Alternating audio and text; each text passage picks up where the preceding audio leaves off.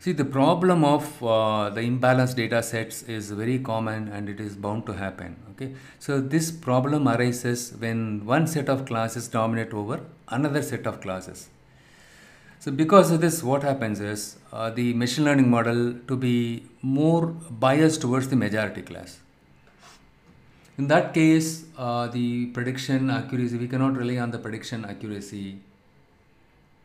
Okay, so there are different techniques are available to overcome the imbalanced data, like a random undersampling, oversampling, smooth oversampling, Tomac-Kling, and so on. Okay, today we will look at few techniques, and then we will see how to implement those techniques in Python. Okay, so what exactly imbalanced data is all about?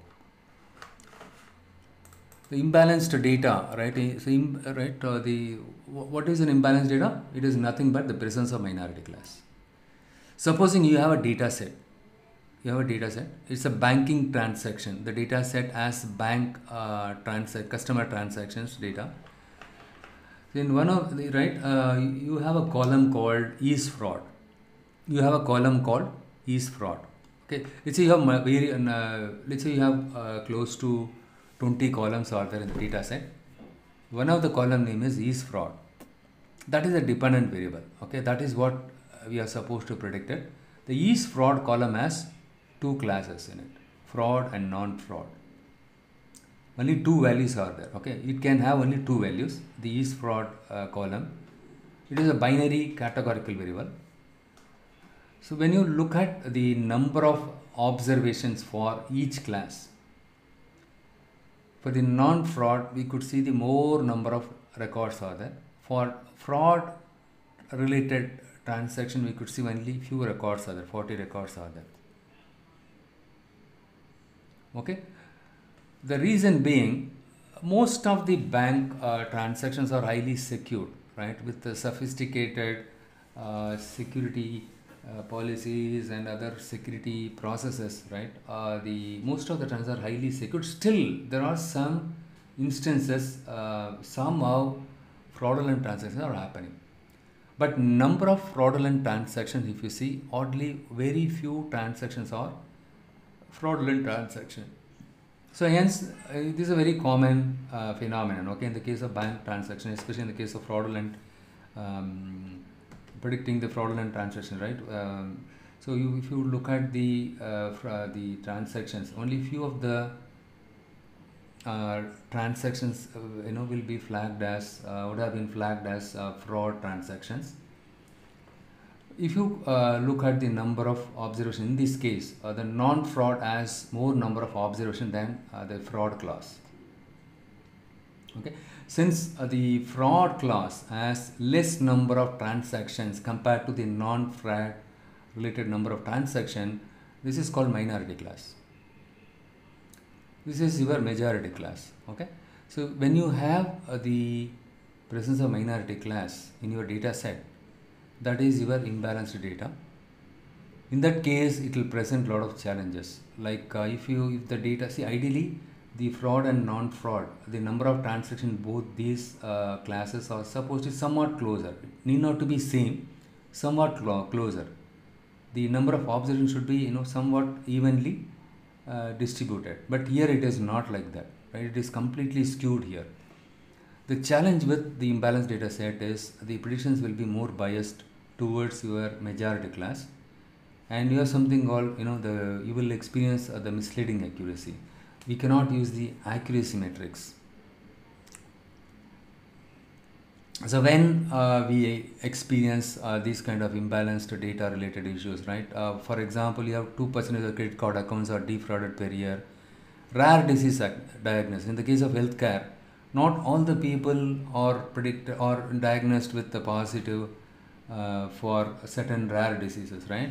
So in that kind of situations, only few patients will have the rare disease compared to the majority of the people. Okay, and also in the case of manufacturing, only few instances the defect would have surfaced. And if you look at the classes, the defect classes defect class has less number of observations. In that kind of scenario, we will experience imbalanced data. Let's take this example. This is my confusion matrix. After I fitted the model with the imbalanced data, I could see that the number of predicted positive for the fraud is 0 here. The true positive is 0 and the false positive is 0. When you use the accuracy matrix, so what is going to happen? The accuracy matrix tells me that the accuracy is 98%. It tells us the accuracy of the prediction accuracy of this model is very good. But in fact, when you look at the confusion matrix, unfortunately my model was not able to detect or identify even a single fraudulent transaction. Actually 40 fraudulent transactions are there, but my model was failed to identify even a single fraudulent transaction. But what is the point in saying model accuracy is 98%? Right? So this is called accuracy paradox. The reason being is, the reason for this one is, right, the classifier, which is nothing but your machine learning algorithm, is more biased towards the majority class. It classifies all the events as genuine to optimize for accuracy. That is the problem. It is not taken into account of the fraudulent transaction at all. Right? So, okay, now if I use, as I discussed earlier, right, we can use precision and recall. In the case of imbalanced data, we cannot use accuracy. Even if we use it, doesn't make sense. If we use precision, what is going to happen? Precision and recall. True positive divided by true positive plus false positive. Precision. True positive divided by true positive plus false positive. So true positive is 0 divided by 0 plus 0. 0 by 0 is 0. That means the precision is 0. It tells us clearly the goodness of fit of this model is not good, right? The accuracy with respect to precision is 0 here. That means my model is unable to capture even a single fraudulent transaction. The precision matrix is very much helpful in the case of imbalanced data to identify the accuracy or goodness of fit of the model. Okay, next one is recall. True positive divided by true positive plus false negative. 0 divided by 0, right? 0, anything divided by 0 is 0, right? So even the precision and both precision and recall gives us the correct picture about the prediction accuracy of the model. In this case, the accuracy is 0% when you use both precision and recall. Now find the accuracy paradox. I cannot use accuracy matrix. I am not using it. I am using only precision and recall. Precision recall gives me the correct picture. But giving the correct picture, like my model accuracy is not at all good. Is that solves my problem? It is not solving my problem, right? So what should I do in order to increase my false negative? In this case, which one is having higher cost? False positive or false negative? Which one is having higher cost? Let's say 40 false negative, right? Actually it is fraud. Look here. Actually it is fraud. Actually it is fraud, but my model wrongly predicted it is 40 transactions were non-fraudulent transaction,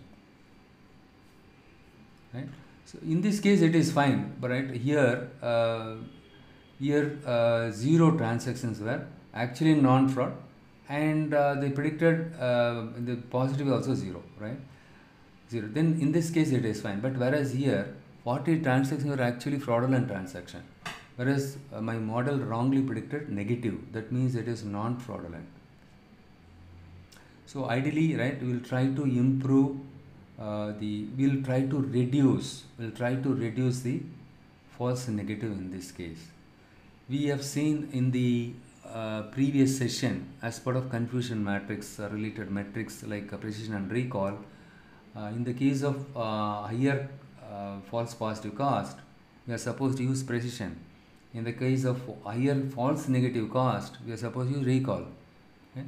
So in this case, what we will do is we'll try to increase the recall and see how the model pairs. But before that, we will have to address this imbalance, right? In the imbalanced data, we need to address it. How do I address it? There are many approaches are available. The one is undersampling, other one is oversampling and SMOT. Apart from this, as we have seen in the agenda, right? Sorry, in the outline, there are other strategies are available. We'll start with understanding these three techniques.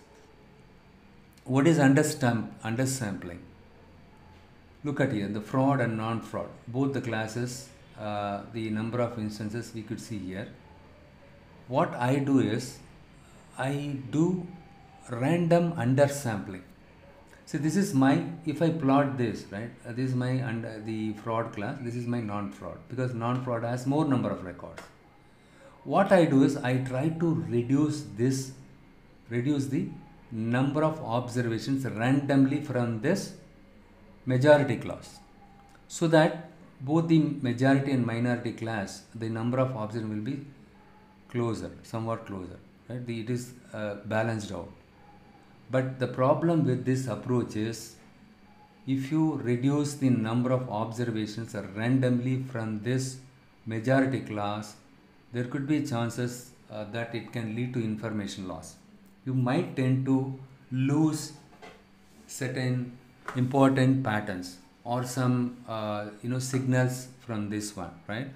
So that is one disadvantage with this one. But when you reduce the number of observations from the majority class, the performance will be good, right? The performance will be, the runtime will be much better, right? That way it is good. And if you look at here, right, total, let's say you have 2000 customers are there. If you draw 10% of samples without replacement from non-fraudulent cases and measure them with fraudulent cases. See, let's say your majority, in this case, my majority class is in 1960, 10% of this one is 196. So this I'm going to merge with my fraudulent cases, 196 plus 40, 196 plus 40, 236, right? 236, and 40 divided 236, it is somewhat closer to improving, 17% now. In that case, right, this is another way of doing it. But here in this case, I'm completely removing the observations from the majority class randomly. The chances are that I may miss out the certain patterns from the records that I removed it from this majority class. To overcome this, we will do oversampling. This is undersampling. It is also called as a downsampling. Let us do upsampling. Upsampling is nothing but oversampling.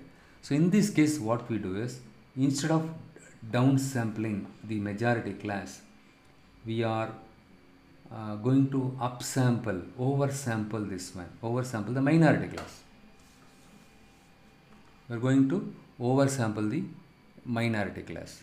So in that case, what will happen is, both of them will be same. Look here, after I did the oversampling of the minority class, both of them on par with each other, right? The number of observations in minority as well as the majority class are same, more or less same.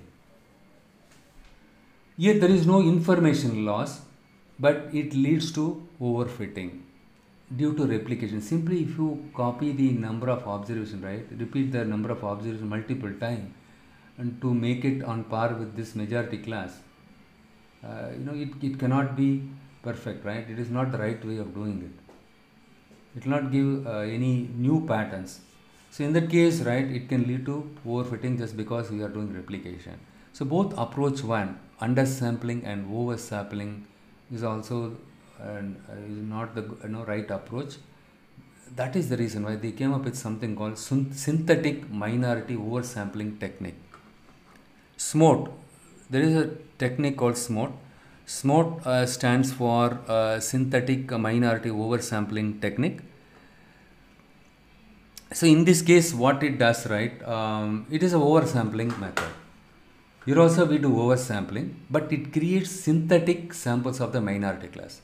Blindly we are not replicating or copying the minority class records blindly here. Okay, what we are doing is we are creating synthetic, which synthetic is nothing but the artificial samples of the minority class based on the feature space similarities from minority samples. So in this case, we are using something called k nearest neighbor and bootstrapping. Okay, I'll tell you what is bootstrapping. Okay, so in this case, what we do is, here also in the case of SMOTE, we do oversampling. Look here. So this is how it works. This is my original data set.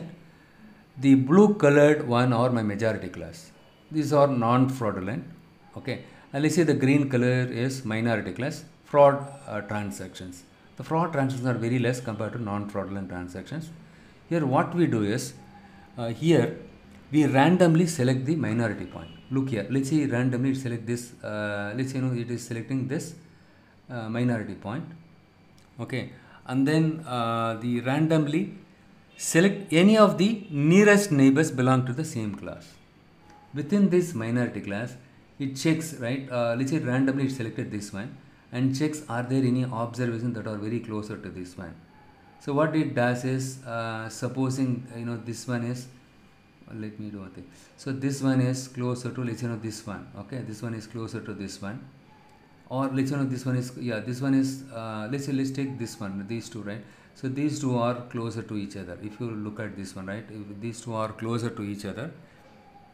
Okay, and then what it does is it generate and place a new point on both this one, the randomly selected instance and its neighbor. See, this is the nearest neighbor. Look here.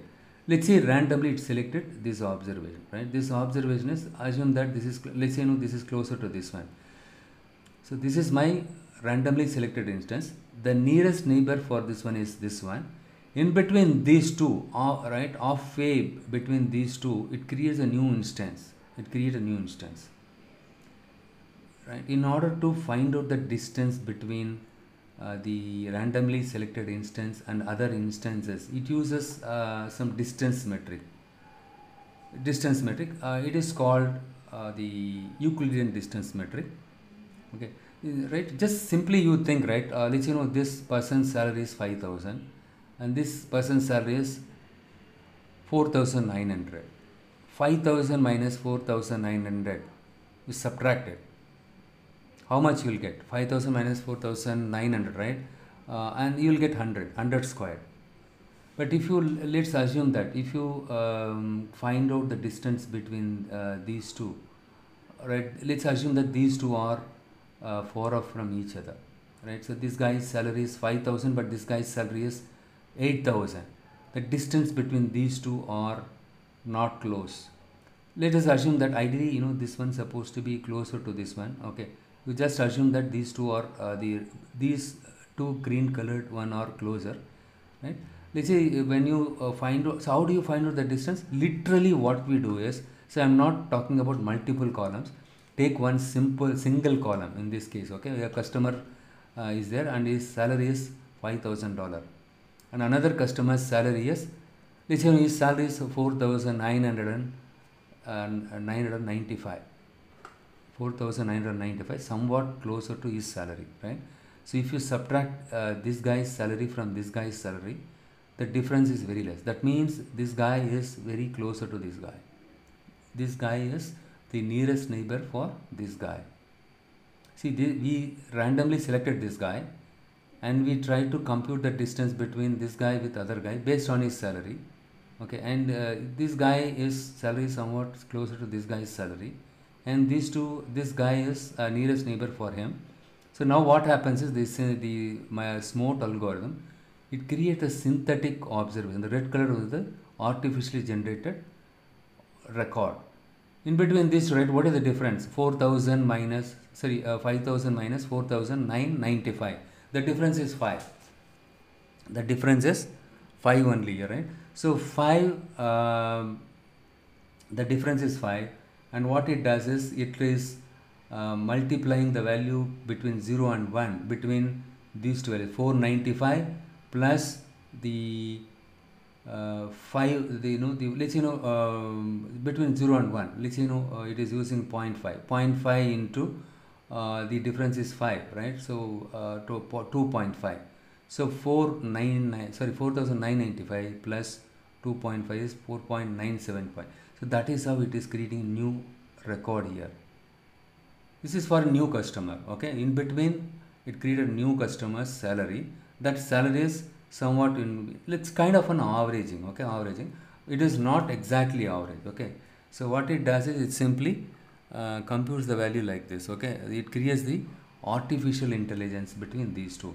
What it does is between 0 and 1, it takes any value between 0 and 1. Supposing it takes 0.5, right? 0.5 into the 0.5 into the 5. 0.5 into 5, the difference, right? The difference between these two guys is 0.5 into 5 is 2.5.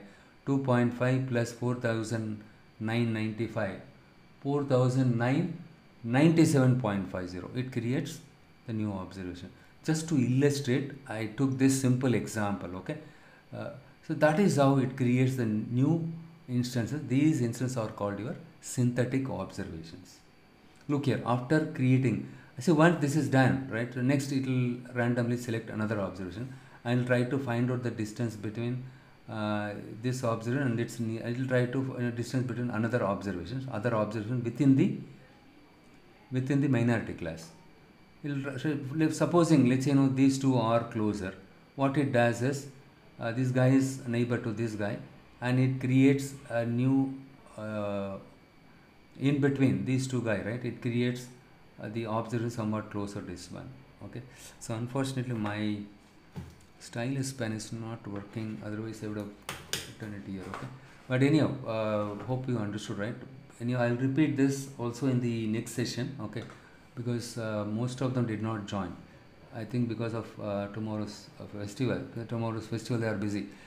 Fine. So let's see, after creation of the synthetic samples, my minority class will have reasonable amount of observations in it. Instead of simply copy pasting the same observations, right? See, in the case of oversampling, what did happen?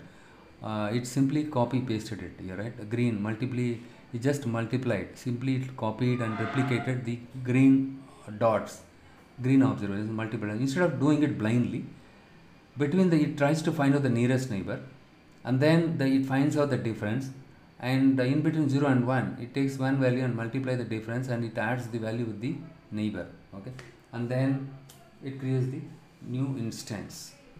So after creating these synthetic observations, it is pretty decent now. It is somewhat closer to my majority class, though it is not same as this size, right?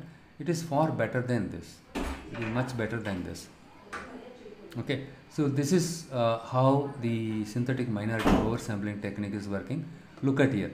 So here the black colored is the majority class, and the red color is the minority class. What the algorithm does is, in step 1, it separates the minority class first, and then for every minority it chooses its k nearest neighbors. Right? For 300% implementation, 3 neighbors are chosen. Right? For example, this you need to understand. If you want to replicate 300 replications, suppose, look here. See, of these, how much is there? 6 observations are there, right? It has chosen this one as the randomly it has chosen this observation, and it found the nearest neighbors. In this case, 3 observations, 1, 2, 3. So here 1, 2, 3, right? 3 observations, 3 in between these 3 observations, right? Halfway between these 3 observations, 3 new records will be created. 3 new records will be created, right? Create new instance halfway between the first instance and its neighbors. So halfway between the first and its neighbors, it creates the neighbor. Look here, that is what I mentioned it here, right? That is what I mentioned it here. So that is how the SMOT algorithm works. It's pretty easy to understand, very simple concept. The next one is Tomac link. Tomac link. This is another technique using which also we can address this imbalance in the data set. We can address the imbalance data set. Here how it works is, right, in this case, look at here. So the circle is the majority and the cross is the minority class. What it does is, let's assume that this is instance A, this circle is instance A, and this is your instance B. Two observations, right? Here in this case it is a bit different. It is not same as mode. In this case, what it does is it takes it creates the pairs for the cross class. It creates the first it finds out the nearest neighbor between the minority and majority. For this minority class, the nearest neighbor in the majority class is plus this one, right? It creates a pair. It creates a pair for the cross class. This is my majority, this is my minority. It creates a pair for the cross class. So what happens is likewise it keeps creating the pairs for the cross classes based on the nearest neighbor. Okay, so once this has been done, this pair is created. In this pair, what it does is smartly it drops the majority class. What is the majority class? The circle, right? The circle is the majority class within this each pair. It drops the majority class. By dropping the majority class, what happens is it is able to create a boundary between the positive and negative class, or the majority and minority class. It is able to create the, and also it's a undersampling, right? That is what is happening. In the case of majority class, it is doing the undersampling, but how it does is it creates the pair between both the majority and minority class, right? Based on the nearest neighbor. Based on the nearest neighbor, it creates the cross class pair, and each pair it drops the majority class observation. That's what I mentioned. Pairs of instances of opposite classes, pairs of opposing instances that are very close together, So that, right? So now, since it dropped the observations, the observation of the majority class, right? So there is a clear boundary between these two, and also the observations got reduced. And again, it will try to find out the nearest neighbor between these two. Once again it does. It keeps does, right? It keeps does. And then it will keep drops this one. Okay, as long as both of them become somewhat closer, it keep does this one. That is how the Tomac link works.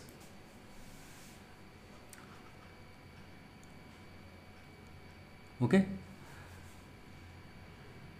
so basically the Tomac link, right? It is helpful to locate all cross class nearest neighbors.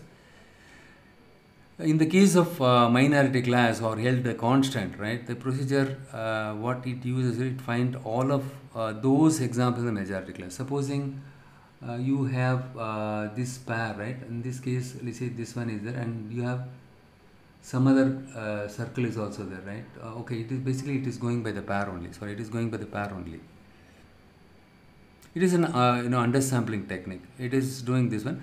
And again, in this case, what happens is it creates the boundary between both the majority and minority class by dropping the majority class observations. Though it is not a great approach to do the to address the class imbalance, though it is not the great approach, what usually we do is we combine Tomac link with something else called CNN. Right, so CNN will discuss next week because I have people here, they are cleaning the house here because of tomorrow's festival. Now what we will do is, so far I covered the random sampling and random oversampling, undersampling, everything, right? And this one and SMOT plus the Tomac links. These four strategies will try to see in Python. To understand this,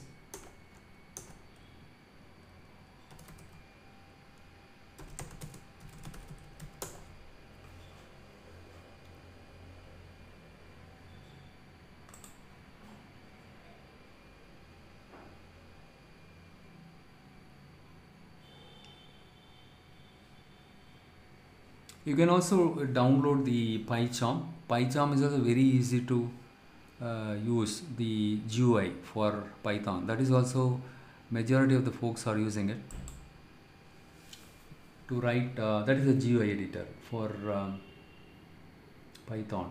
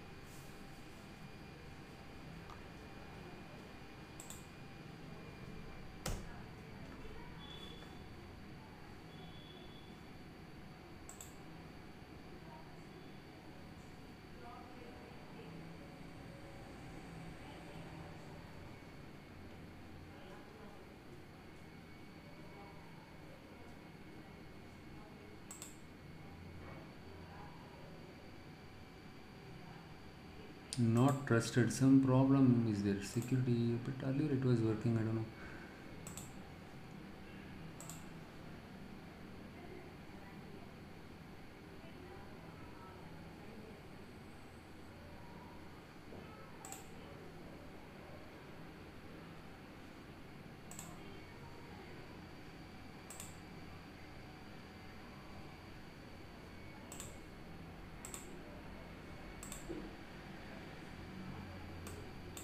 Yeah, I don't I will not execute this one, because executing this, I think it causes some problem. Anyway, already I gave you demo in this script, right? Maybe the file name is different, but the same script only. But here I included. See here, I demonstrated how to implement the logistic regression model in the past session, right? Look here. So here, when I look at the model accuracy without addressing the imbalanced data, right? See, even in the case of churn prediction model, I'll just go here. Look here. See in this data set, look here. This is my churn data. So all the columns are there. The last column is the churn. This is my binary categorical variable. This has true or false. Instead of having yes or no, right? It has false true. But true is 237. Number of churn is 237. If you find out the ratio of churners versus the non-churner, 237 over 1603, 14% of churners are there. The majority class, the minority class has only 14%, right? This is the now when I look at this, right, it leads to another question. When you look at this, you will get another doubt. When I was talking about the fraud related use case. In the case of fraudulent bank related transaction, especially in the case of fraudulent transaction, number of observations in the positive class, especially the fraud class, is very less, right? How less is less? Now the question is, how less is less? Supposing my minority class has 25% of compared to my majority class, my minority class data is 25% is there, right? So in the ratio of my minority class over the majority class is just 20%, 25% is there. Do I still need to address the does this also called as imbalanced data? You understood my question, right? Let's say you have two classes. When you take the ratio of the minority class versus majority class, the ratio is something like 20%, 25%. If it is 25%, it is okay, but in this case 14%. But still, this is also considered as kind of imbalanced data.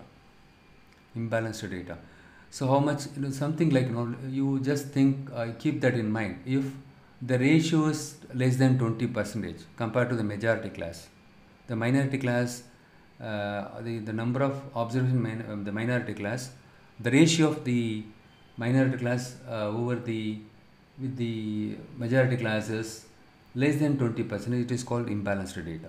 So in this case, obviously 14% is there, hence it is imbalanced data. So what we are doing here is, I did not address the imbalanced data, I simply went and fitted the model. Ideally I should have addressed this issue. Just for illustration purpose, how to implement logistic regression in Python, I just use the same data without addressing the imbalanced data. I used it and fitted it here. My accuracy says 0.61 here, right? 1 second, let us look at this one. The classification report gives you the correct thing. If you look at here, precision for, this is for 0, right? This is for non-churners. We are interested in predicting the churners. 1, right? 1 is positive, 1 is churners. We are interested in predicting the churners. Let me see the, okay, this is the 1. So this is the negative class, non-churners. Non-churners, this is the one, and 75 is this is my 0, right? 0 0, and true negative, and this is my true positive. Look here, my true positive is horrible here. My model was able to correctly identify only 4 churners. How many churners are there? How many churners were there? Look here, 200 and odd, right?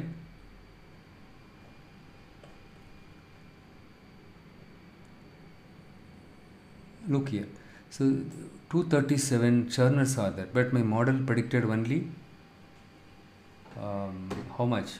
Actually, we are not supposed to look at this one. We are supposed to look at the training data, because we splitted the data into training and test data set, isn't it? I did not use that one here, but anyhow, it is way less. By looking at this itself, we are able to understand very clearly. It was able to predict the only 4 positive classes. That means only 4 churners it was able to correctly classify. Yeah, look here, this is true positive, this is my true negative, that means non-churners. It correctly predicted 557 customers as non-churners. 4 customers were correctly predicted as churners. And here, this is my true positive, this is my true negative, and this is my false negative. Ideally 79 should be there, right? But here it wrongly predicted 75 customers were non-churners. Actually they were churners. 79 should be there, but only 4 correctly predicted. So hence this is because imbalanced data, right? So imbalanced data, and with this imbalanced data, my model accuracy is okay. Look at this. Look here, my model accuracy is 0.87. My model accuracy is 0.87. Even though my model was able to predict very less number of churners, the accuracy shows 0.87. It is misrepresenting the fact, or underrepresenting, right? Underrepresenting the fact. Okay.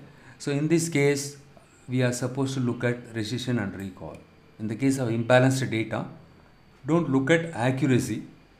Instead, you look for precision and recall. The precision is very less, 0.33, and recall is very bad, 0.05. So what I am going to do here is, so what I did here is, I used SMOT directly. Okay, not SMOT. Okay, I used over sampling. Oh yeah, SMOT. I used SMOT here. There is a package called imblearn, right? Imblearn.oversampling. From this I imported SMOT, and using SMOT, right? I just pass the independent variable and training data set, right? All the independent variables and the dependent variable, the training data set, right? The training data set, all the independent variable, and it is not no, it is not the training data set, it is actual data set. Look here. Yeah, this is what, right? The DF, this data frame has the entire data, all the independent variables from the original data set and all the data of my dependent variable. That is what the x and y variable is holding it.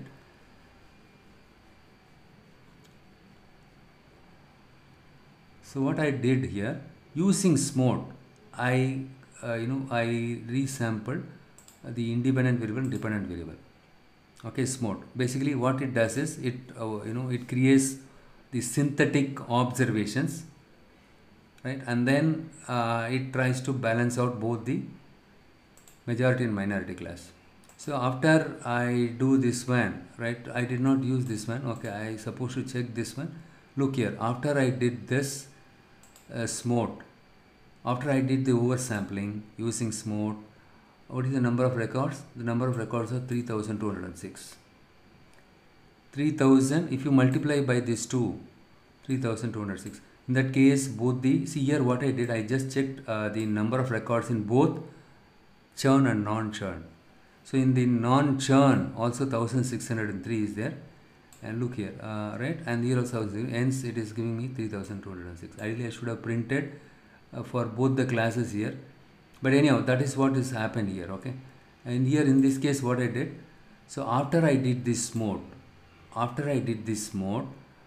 both the classes are balanced out. In churn also 1600 and 1603, non-churn also 1603. Now what I do is I use train and test split. Out of these 3206 records, I create training and test set. With that, I fitted my model, logistic regression model. Now we will see what is the accuracy here. Look here, if you look at this one, after I address the imbalance data issue using SMOT, my precision, especially recall, increased. The false negative cost is very high, right? In the case of in the case of fraudulent transaction, right? But even in this case, the number of true positive is very less. Look here, both the precision and recall is good, but though overall accuracy is not that good, right? If you look at the F1 score, it is far better. For the class 1, what is the class 1? This is the churner. Whereas in this case, what happened here? Before addressing the before addressing the F1 score, before addressing the imbalance data issue, the F1 score is horrible, 0.09. After addressing the imbalanced data issue, the F1 score is far better now. Look here, the F1 score is 0.63. It is good. And we have something called SMOT ENN. Before that, we will see SMOT to make. SMOT to make also the same technique, but here we can specify, we have a parameter called k neighbors. We can specify 35 SMOT to make. So what happens is, in this case, it randomly checks the nearest neighbors. Okay, nearest neighbor, it creates the pairs, right? So here 35 neighbors it checks. Out of the 35 neighbors, how many of them were very close, right? It creates the pair like that. And then Tomac links, right? This is the I created an instance for Tomac links, right? And then I passed both the independent variables and dependent variable to the fit sample method. What it does is it creates the undersampling, and then it stores the data for both the independent variable, dependent variable here. With this, if I fit my logistic regression model, my model accuracy is this one. Let us look at this one, the F1 score, 0.62. With Tomac, my F1 score is 0.62. With the SMOT, my F1 score is 0.63. Compared to Tomac and SMOT, SMOT is really good. And we have something called SMOT ENN. And Smart ENN, I did not print the anyhow. Smart ENN, we will look at it in the next session, okay, in the upcoming session, okay. The Smart ENN, edited nearest neighbor, okay, this is called edited nearest neighbor, and we have other techniques also. We will look at that one in the next session, okay, because here I did not fit the precision and recall chart here due to some error. I did not do this one. Yeah, 0.62 here, 0.62 in this case of Smart to make only. Yeah, here I did not fit that one, Smart ENN. But anyhow, so here they are cleaning the house now because of the festival. So hope you understood the oversampling, undersampling, and Smart and 2MEC, and the rest of these strategies we'll discuss in the next Saturday, okay. Any questions so far? Very simple, right? Easy, very easy to understand. It is not a very tough topic. What I will do is I'll upload this script in the GitHub, and I will share this script also, so that you can start practice it. Very easy to do this one. But I would suggest, right, keep practicing it. Don't lose confidence, okay, and don't get distracted. Keep practicing it. Very easy to understand so far. Whatever the topic I covered, from the next week and onwards, right, it will be slightly complex, right? Slightly complex. We'll have to spend more time. I'm going to cover the gradient descent algorithm, and followed by that, see, I'm going to cover the rest of the strategies plus the gradient descent algorithm and decision tree, right? So probably most likely, right, next 5 weekends we'll complete the machine learning part, okay, and then we'll start the deep learning part. Deep learning is a bit complex one. When it comes to fitting the model, everything very simple, but understanding the algorithms is a bit challenging, okay. It's a time consuming one. But if you focus more on deep learning also, and if you develop, if you spend more time to understand the concepts very well and practice more, right, you can do wonders. Even if you get a job, right, you can do wonders. You'll be up and running. You don't have to spend more time in breaking your head, right? And also I'll give some real-time assignments. When you work on those capstone projects, definitely you will develop more understanding towards those concepts.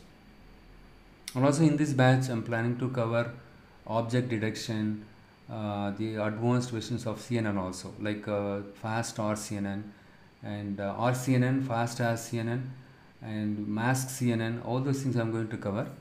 It's a very interesting one, but though it takes time, it is very interesting one. But till machine learning, if you understand it, that is more than sufficient. But if you know that one, it is really great, okay. It adds a more value to your profile. See, nowadays they are expecting the data scientists to be good in both machine learning and deep learning, plus natural language processing also I'm going to cover, and followed by that we'll cover the SAS part and the big data also, okay. But Uber and Swiggy, they are using Spark like anything, PySpark, for doing a lot of real-time analytics. Probably I will share that case study also later point in time, okay. Or during the course of this training program, I'll share that, I'll give you a walkthrough on those case study, so that you will be able to understand very clearly. Once you are familiar with their use cases and how they overcame various challenges, and how they, which environment they are using it, if you talk those things, right, definitely they will select you, they will recruit you. And including the deployment also, if possible, I will show you the deployment also, how to deploy this model in production. In the next weekend we'll see that one also, okay. So any questions so far? Okay, since you don't have any questions, we will continue next weekend, okay, fine. Any of Diwali is also coming in, right? So the other yeah, see Diwali is next to next week. 14th, sir. Yeah, 14th, right?